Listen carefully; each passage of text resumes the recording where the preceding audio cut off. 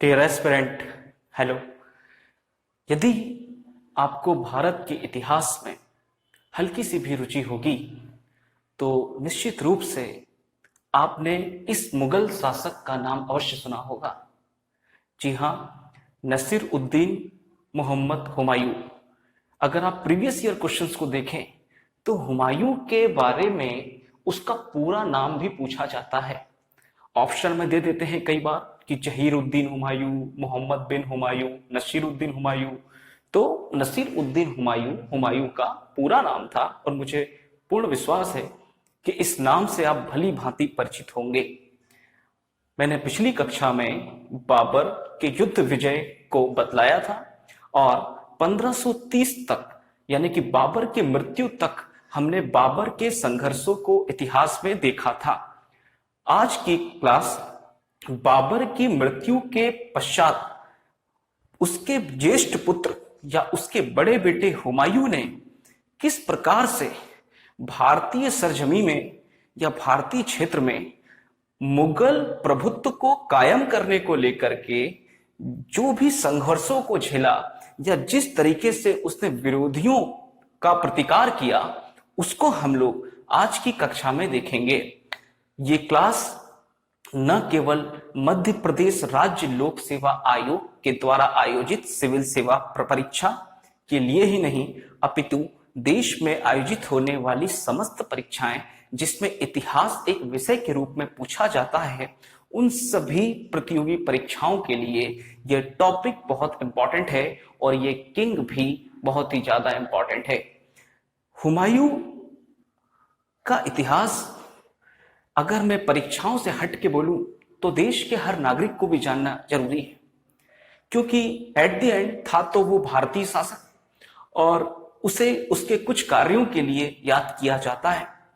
आपको कई लम्हों पर हुमायूं से बहुत कुछ सीखने को भी मिलेगा और अपने निजी जीवन में भी हम हुमायूं की असफलता से या उसकी सफलता से काफी कुछ सीख सकते हैं और जीवन में उन समस्याओं को या उन मुसीबतों को किस प्रकार से उसका समाधान करना है, वह हुमायूं को एक केस स्टडी के रूप में हम लेकर के बेहतर रूप से समझ सकते हैं और समस्याओं से भी निजात पा सकते हैं। तो हम जब किसी के बारे में पढ़ते हैं या किसी शासक को देखते हैं तो केवल हमें इतिहास के तथ्यों के आधार पर उसे न देखकर उसके संपूर्ण व्यक्तित्व को भी देखना जरूरी होता है। हुमायूं बाबर का ज्येष्ठ पुत्र या बड़ा बेटा था और इसका नाम हुमायूं इसके मामा ने रखा था, ऐसा माना जाता है। हुमायूं के नाम का अर्थ होता है जिसका मुकद्दर बुलंद हो, जिसका मुकद्दर बुलंद हो, यानी कि जो बेहद किस्मत वाला हो। बड़े प्यार से नाम रखा गया था हुमायूं। किंतु अगर आप इतिहास को देखेंगे तो यह व्यक्ति या यह शासक भारत के इतिहास के सबसे बदकिस्मत शासकों में से एक थे और इनकी बदकिस्मती का सबसे बड़ा कारण इनका लिबरल नेचर या इनका उदार और दयालु व्यक्तित्व था, जिसके कारण इनको इतने दुख झेलने पड़े। हुमायूं को इतिहासकार अशोक इफेक्ट या यूं कहें कि बिंबिसार इफेक्ट के रूप में जानते हैं। बिंबिसार इफेक्ट इसलिए बोलते हैं, माफी चाहूंगा, बिंदुसार इफेक्ट इसलिए बोलते हैं क्योंकि बिंदुसार भी मौर्य वंश के शासक थे। वो चंद्रगुप्त मौर्य के पुत्र थे और अशोक के पिता थे। तो बिंदुसार की व्यक्तिगत ख्याति इतनी बड़ी नहीं है कि बिंदुसार को इतिहास में पढ़ा जाए। केवल उसकी यही ख्याति है कि वो एक महान पिता चंद्रगुप्त मौर्य का बेटा था और एक महान बेटे अशोक का पिता था। बस केवल यही उसकी ख्याति है और इसमें कोई ख्याति की बात तो नहीं है। वो तो कोइंसिडेंटली हो गया कि उसके पिताजी इतने महान थे और पुत्र भी महान था, किंतु बिंदुसार में ऐसी कोई खास बात नहीं थी। उसी प्रकार हुमायूं भी बिंदुसार से हुमायूं को इतिहासकार जोड़ते हैं। बिंदुसार की तरह ही हुमायूं भी एक विजेता जहीरुद्दीन बाबर, यद्यपि बाहर असफल रहा हो किंतु भारत में तो विजयी रहा।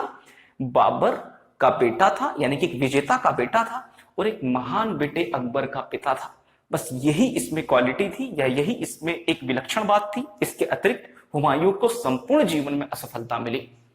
तो हुमायूं को पढ़ाने से पूर्व यहां मैं बहुत ही इंपॉर्टेंट आपको फैक्ट बताना चाहूंगा। आप अगर प्रीवियस ईयर क्वेश्चंस देखें तो आपको ये स्टेटमेंट में क्वेश्चन मिलेगा कि हुमायूं क्योंकि पहला उत्तराधिकारी था मुगलों में, अभी क्योंकि बाबर ने तो क्षेत्र जीता था, वो कोई उत्तराधिकारी नहीं था बाबर, तो मुगलों का ये पहला उत्तराधिकारी था। इसके बाद अकबर आएंगे, जहांगीर आएंगे, शाहजहां आएंगे, औरंगजेब आएंगे, लेकिन फर्स्ट उत्तराधिकारी जो थे वो हुमायूं ही थे। तो यहां एक चीज जानना बेहद आवश्यक है, वो ये कि जो मुगल होते थे वो कभी अपने बड़े बेटे को संपूर्ण प्रांत नहीं देते थे। मैं रिपीट करूंगा, मुगल अपने बड़े बेटे को संपूर्ण प्रांत की जिम्मेदारी देकर नहीं चले जाते थे, या मुगल शासक जो होते थे, वो जो भी शासक होते थे वो अपने सभी बेटों में संपत्ति को बराबर बराबर बांटने में यकीन रखते थे।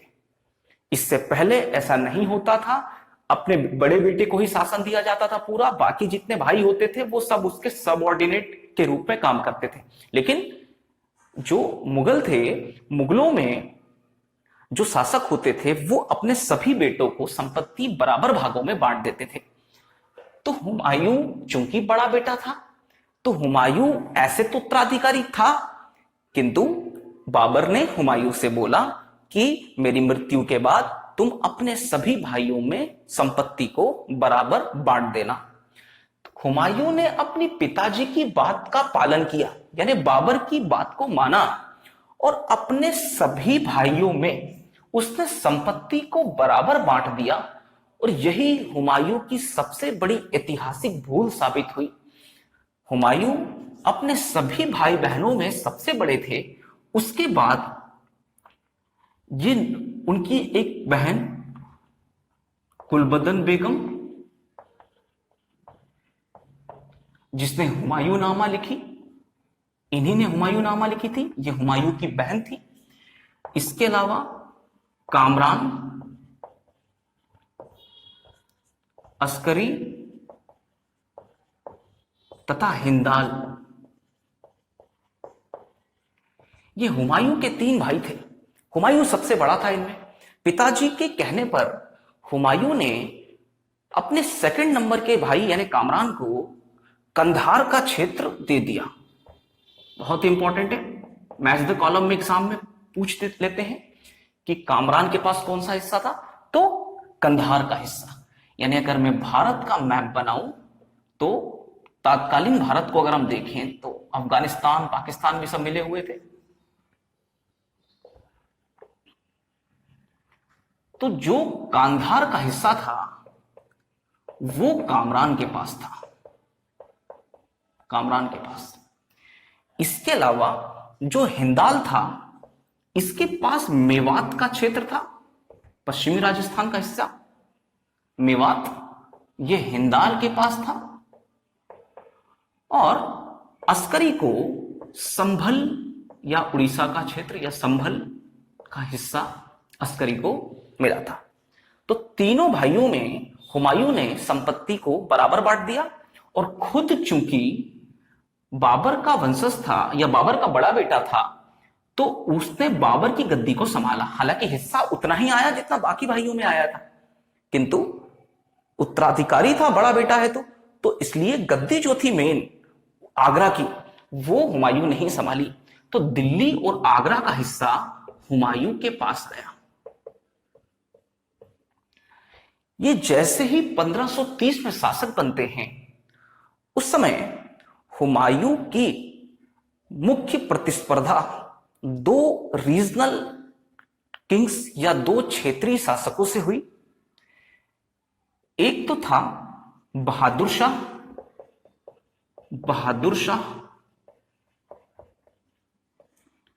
जो दक्षिणी राजस्थान, गुजरात एवं मध्य प्रदेश के मालवा के हिस्से का शासन चला रहा था। मैं रिपीट कर रहा हूं, बहादुर शाह मालवा, गुजरात एवं दक्षिणी राजस्थान से शासन चला रहा था और ये मेन कॉम्पिटिटर था हुमायूं का। हुमायूं का जो दूसरा प्रतिस्पर्धी था वो पूर्वी क्षेत्र से थे।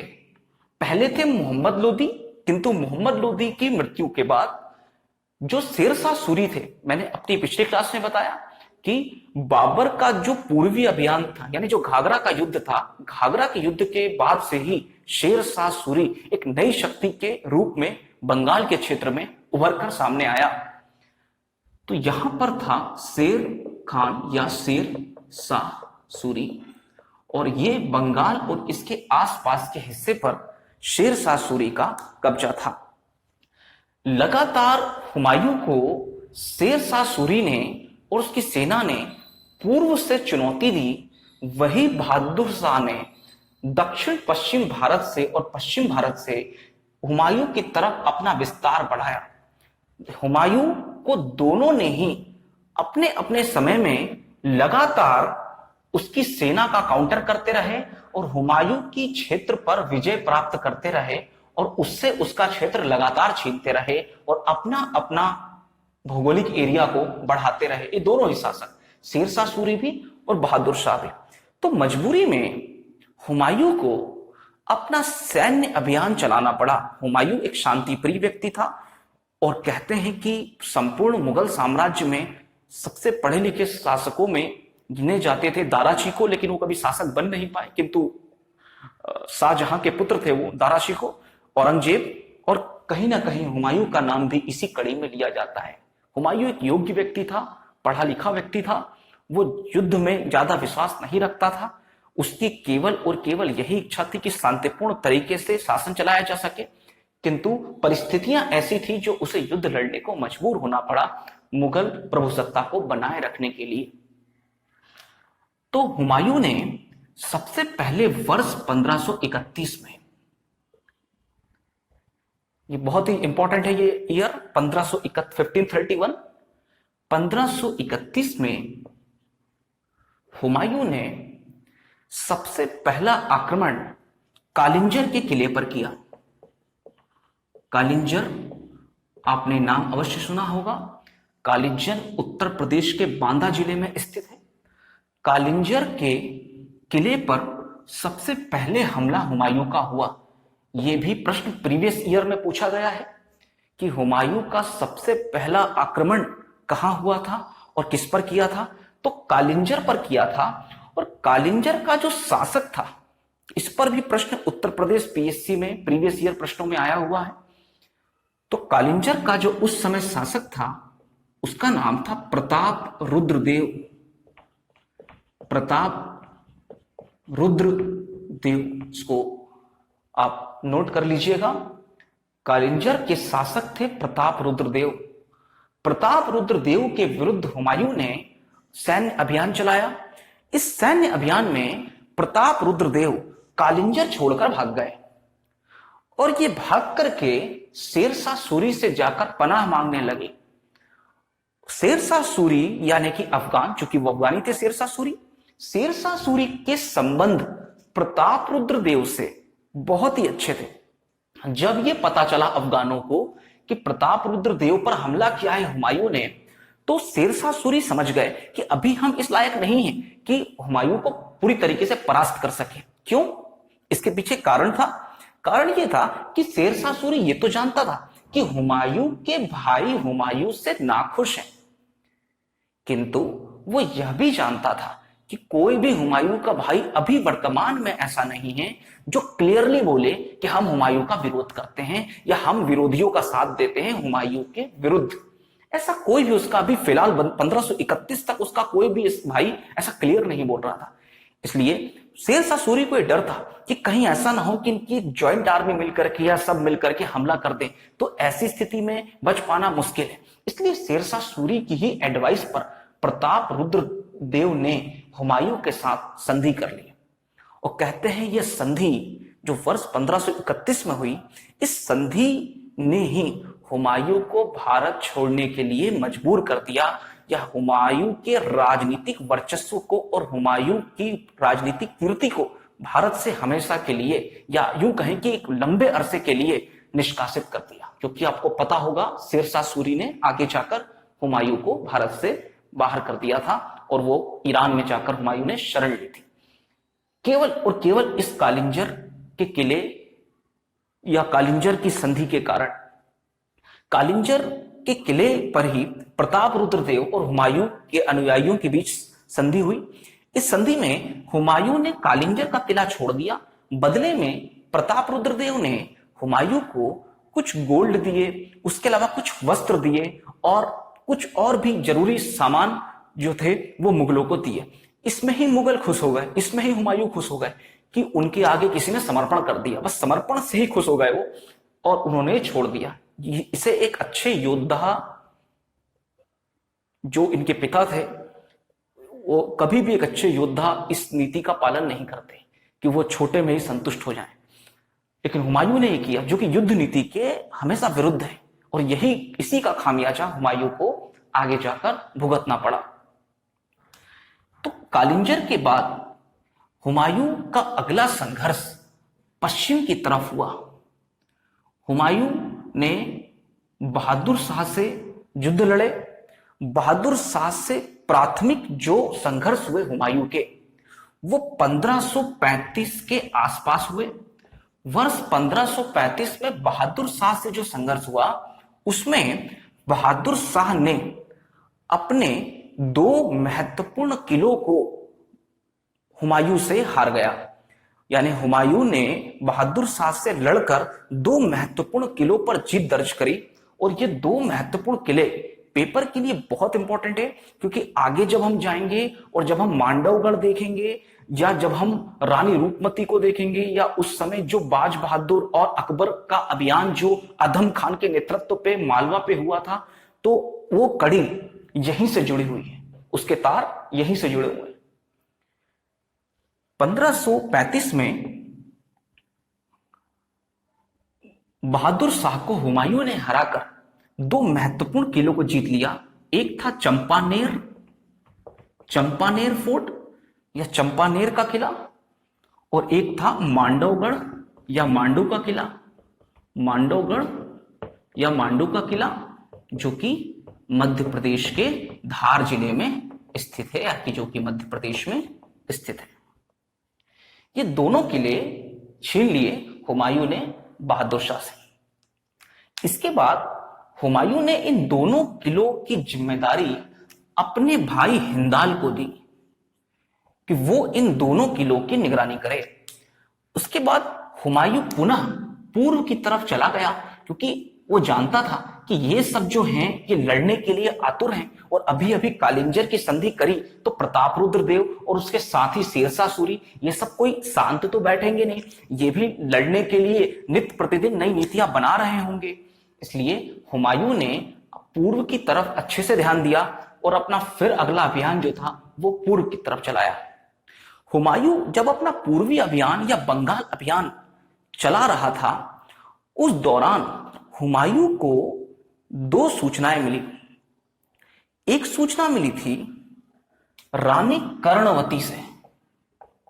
रानी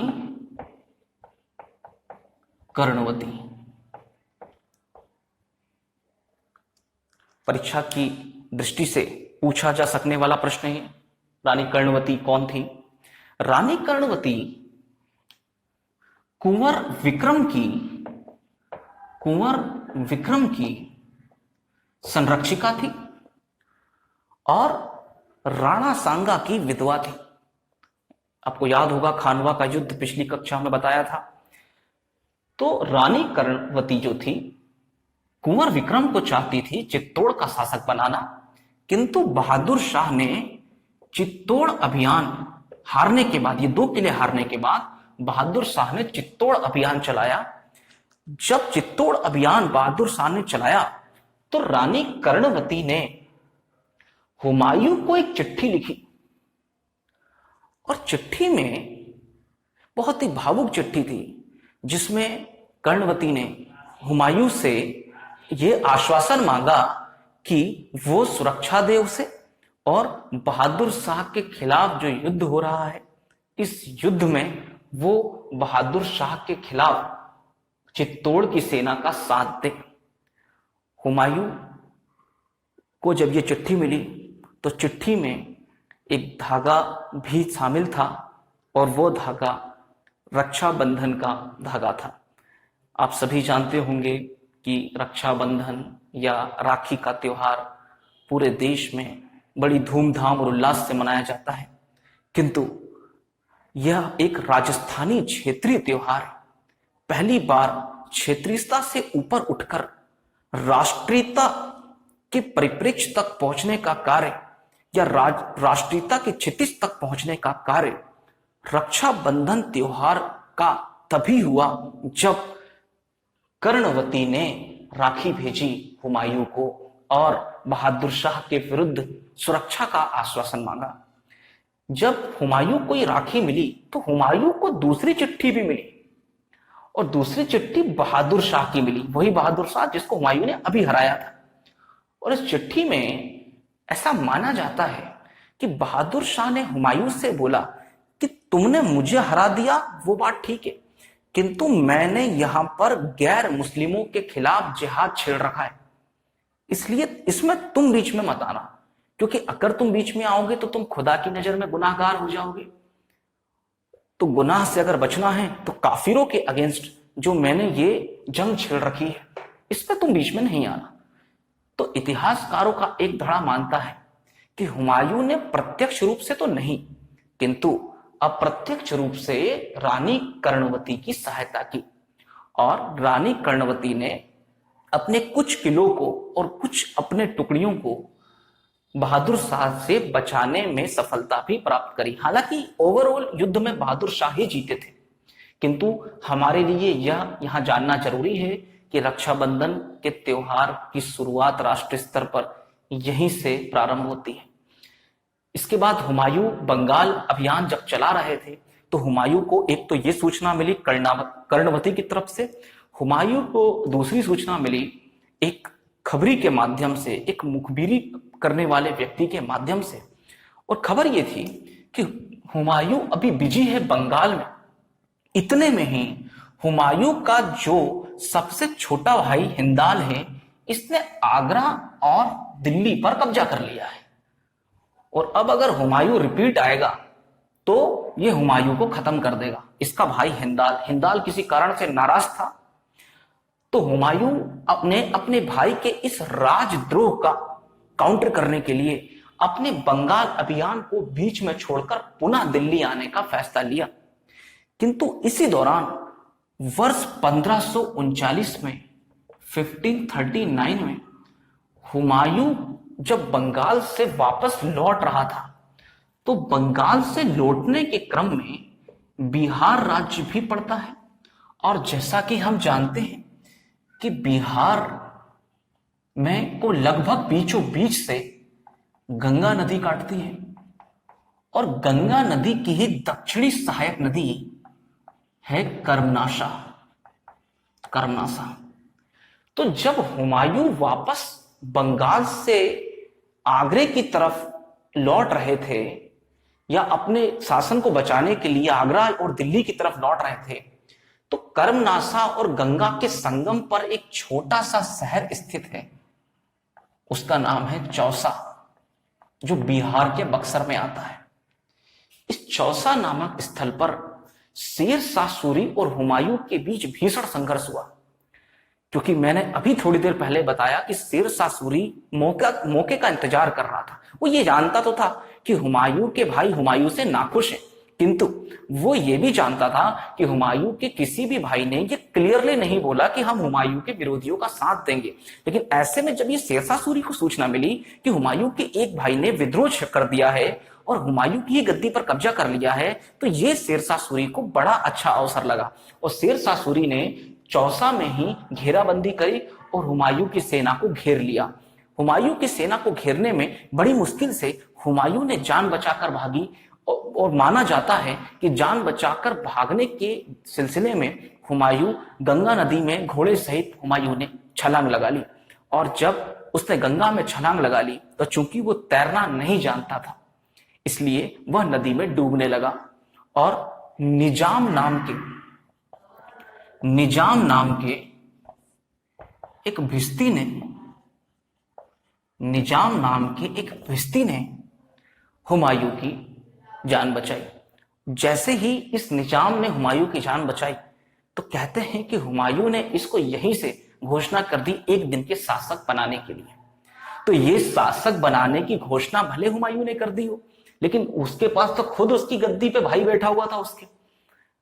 तो निजाम ने हुमायूं से बोला कि महाराज, मैं तो धन्य हुआ कि आपने मुझे एक दिन के लिए शासक बना दिया भारत का, लेकिन मैं शासन तो नहीं कर सकता, किंतु आप जब भी शासन करो तो मेरी एक इच्छा जरूर पूरी करना। और मेरी एक इच्छा यह है कि आप लेदर कॉइन या चमड़े के सिक्के इंट्रोड्यूस करवाना।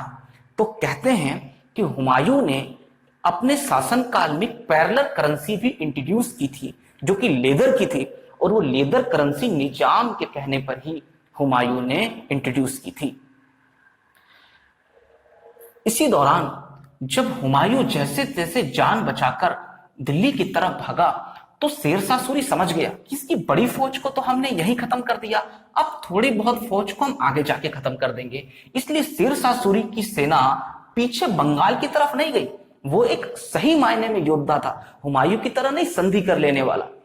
शेरशाह सूरी एक सही मायने में योद्धा था। उसने सोचा कि जब तक दुश्मन को पूरी तरीके से नेस्तनाबूद नहीं कर देते तब तक वो फिर आगे जाकर के पावर्स लेकर के और फिर से उनकी सेना के खिलाफ जंग लड़ेगा। इसलिए बेहतर होगा पूरी तरीके से इस स्तर तक उसे खत्म कर दिया जाए कि उसको दोबारा पनपने ही ना दिया जाए।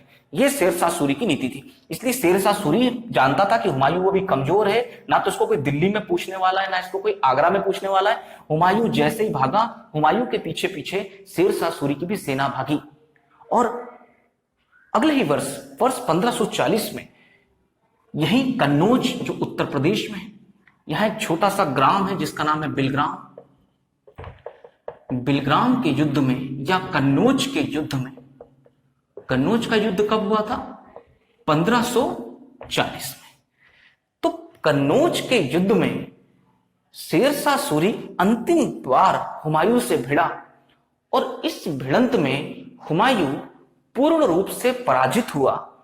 और पराजित होने के बाद हुमायूं के आगे दो रास्ते रखे गए। एक चीज तो आप ये समझ ही रहे होंगे कि जो हुमायूं था उसने मदद अपने भाई हिंडाल से भी मांगी, कामरान से भी मांगी और अस्करी से भी मांगी। कहते हैं अस्करी हुमायूं की सहायता करना चाहता था, किंतु इन दोनों भाइयों ने अस्करी को समझाया कि इसकी सहायता करने का कोई अर्थ नहीं, इसकी सहायता नहीं करनी चाहिए और हमें जो है इसकी सहायता करना नुकसानदेह होगा।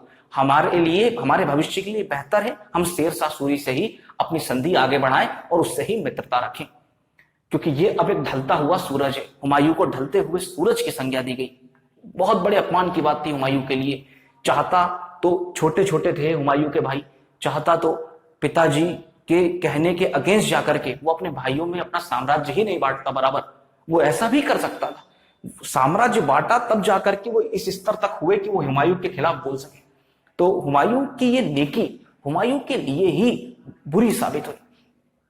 अंततः हुमायूं को भारत छोड़कर जाना पड़ा और जब वो भारत छोड़कर जा रहा था तो स्थिति कुछ ऐसी थी, मैं उसको शब्दों में आपको बतलाता हूं, आप अनुभव कीजिएगा, क्योंकि जब आप इस स्थिति को अनुभव करेंगे तब आपको बेहतर समझ में आएगा कि हुमायूं ने कितना बड़ा अपमान का घूंट पी के भारत से वो गया होगा। और केवल यही उसकी इच्छा थी कि वो अपने जीते जी शेरशाह सूरी को एक बार अपने हाथों से खत्म करना चाहता है, क्योंकि उसके कारण ही वो मरते मरते बचा। और नदी में डूबना तो एक दूर की बात है, अब जो उसने किया शेरशाह सूरी ने, वो तो वास्तव में एक मानवता के ऊपर घृणित कर देने वाला कृत्य था, या एक मानवता के ऊपर काला धब्बा था। अब जो उसने कृत्य किया, हुमायूं की पत्नी जिनका नाम था हमीदा बानो बेगम, हमीदा बानो बेगम उस समय गर्भवती थी।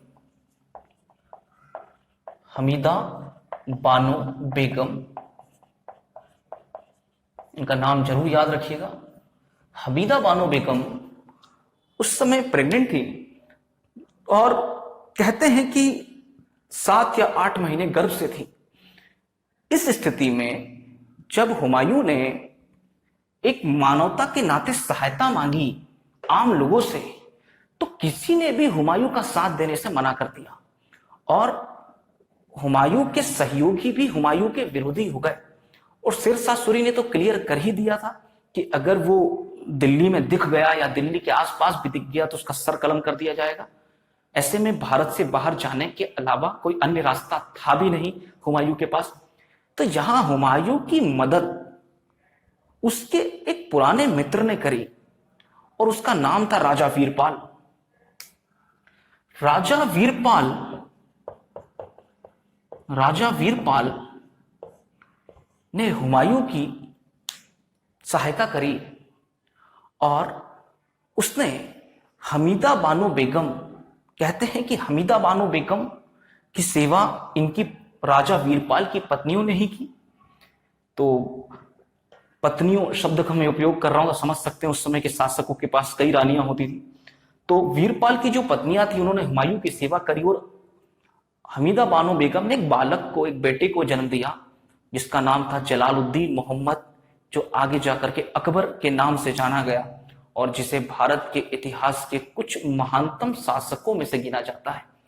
देखिए, अकबर के भी व्यक्तित्व में काफी विरोधाभास है। उसका चित्तौड़ अभियान, गुजरात अभियान और खासतौर पर मेवाड़ अभियान जो महाराणा प्रताप के अगेंस्ट हुआ था, उसको लेकर अकबर की काफी निंदा की जाती है। बट मोरलेस अकबर का जो बाकी कार्यकाल था, स्पेशली रिलीजन के बेसिस पर, वो काफी सेकुलर था और काफी उसको एक महान विचारों के प्रतिनिधित्व करने वाले शासक के रूप में अकबर को जाना जाता है।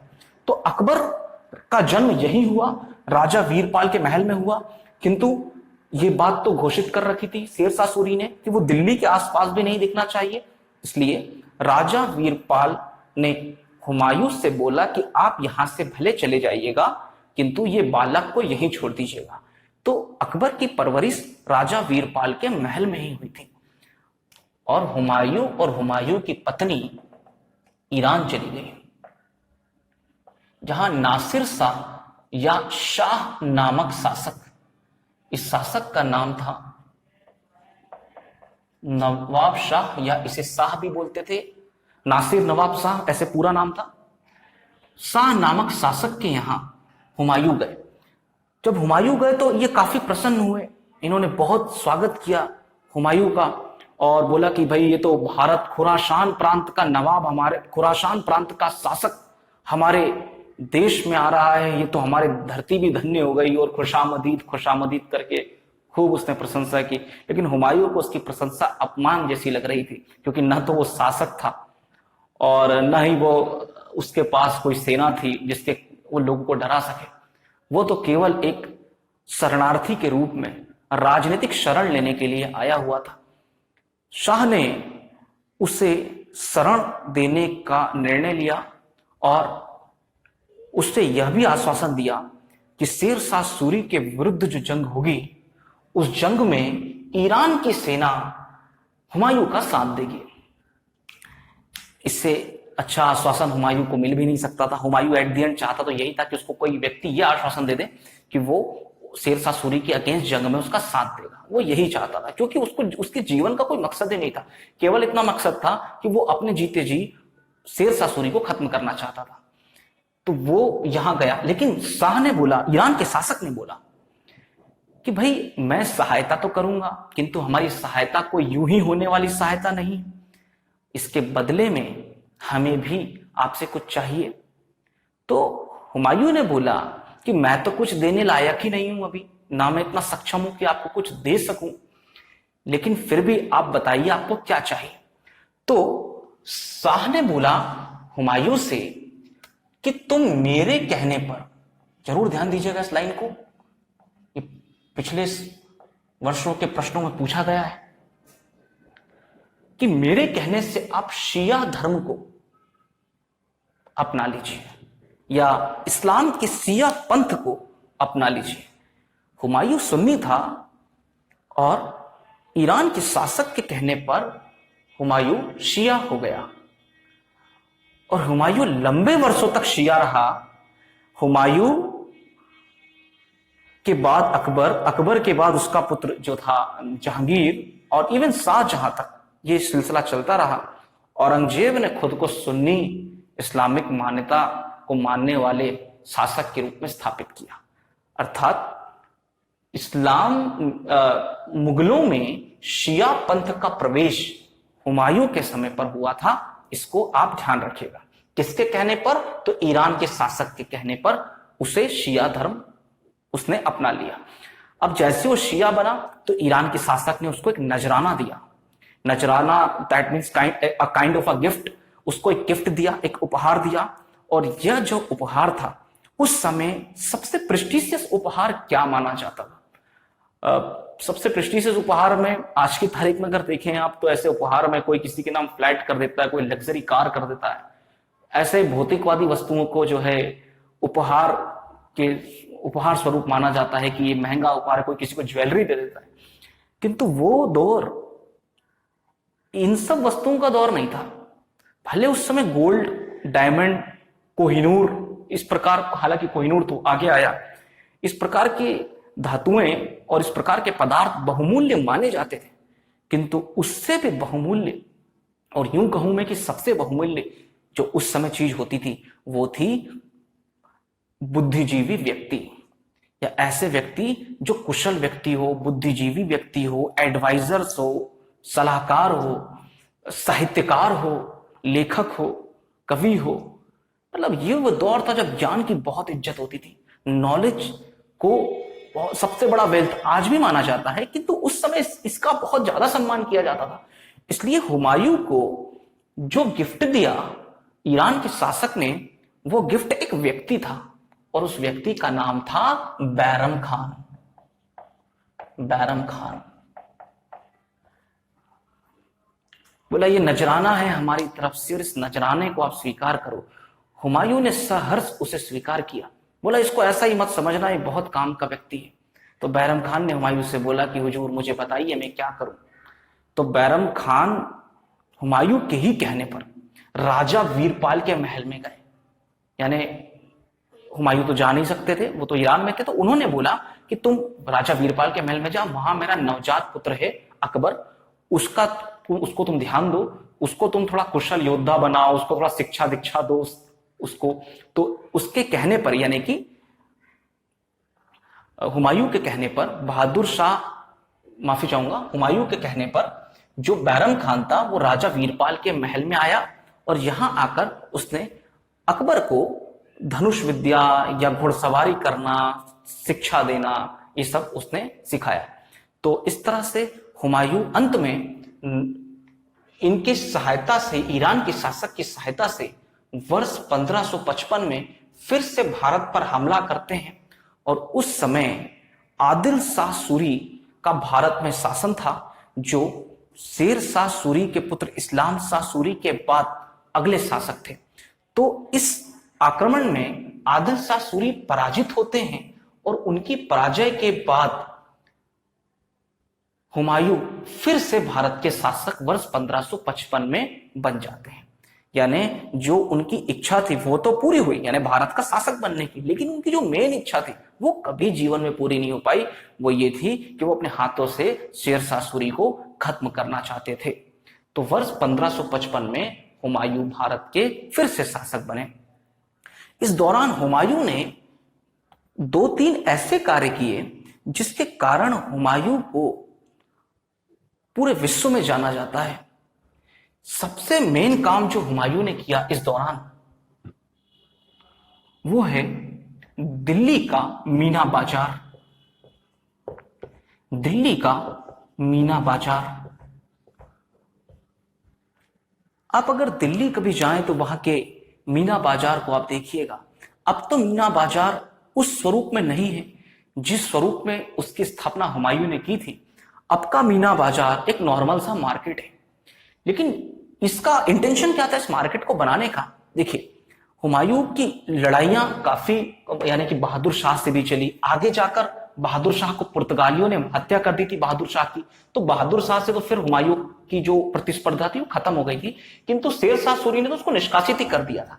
तो इस तरह वो पूरे भारतीय क्षेत्र में लड़ाई ही लड़ता रहा, इसलिए उसको इमीडिएट सैनिकों की जरूरत पड़ती थी, और सैनिकों के लिए भाई लोगों ने तो उसके सहयोग किया नहीं उसका, तो वो दिल्ली और आगरा के ही युवाओं को सेना में नियुक्त किया करता था। इसलिए उसने एक शहर बनाया था जिसका नाम है दीन ए पनाह नगर। ये जो दीन ए पनाह नगर है, इसकी जानकारी भी हमें पुस्तक हुमायूं नामा में मिलती है। तो ये दीन ए पनाह नगर एक कैंप था या कंटेनमेंट जोन था, या कहें कि एक छावनी क्षेत्र था, जहां पर इनकी आर्मी यूनिट थी हुमायूं की, और इस आर्मी यूनिट में ही ये सैनिकों को भर्ती किया करते थे ताकि उन्हें युद्ध के लिए प्रशिक्षित किया जा सके। तो युवा दिल्ली के, आगरा के और उसके आसपास के हिस्से के, वो तो दीन पनाह में चले जाते थे, बच जाती थी दिल्ली की महिलाएं, आगरा की महिलाएं। तो अब महिलाएं घर में अगर रहेंगी, पुरुष लड़ने पहुंच गए, तो मुगलों की इकोनॉमी तो कोलैप्स हो जाएगी। इकोनॉमी को भी सुचारू रूप से चलाने के लिए ये जरूरी था कि आर्थिक प्रणाली में लोगों का योगदान हो सके। इसलिए वर्किंग फोर्स जो थी, जो कार्यकारी बल था उस समय का, उसमें पुरुष तो चूंकि सेना में थे, इसलिए केवल महिलाएं बच जाती थी।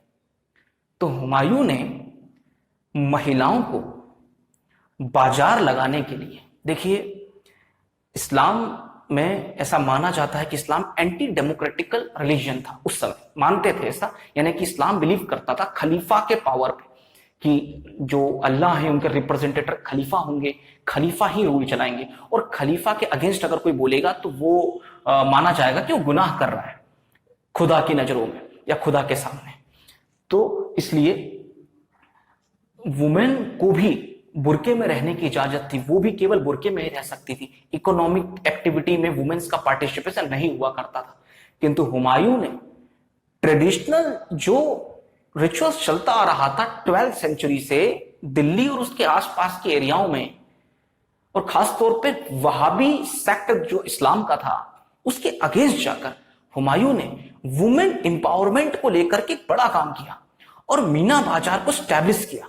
और इस मीना बाजार में महिलाएं जो थी वो बाजार लगाया करती थी, और केवल महिलाएं बाजार लगाती थी, और मोस्टली वुमेन ही खरीदने आया करती थी, क्योंकि सैन्य शिक्षा अनिवार्य थी। सबके घर से पुरुष जो थे वो लड़ने ही जाया करते थे, केवल बुजुर्ग लोग घर में होते थे या बच्चे घर में हुआ करते थे, मोस्टली युवा लड़ने ही जाते थे।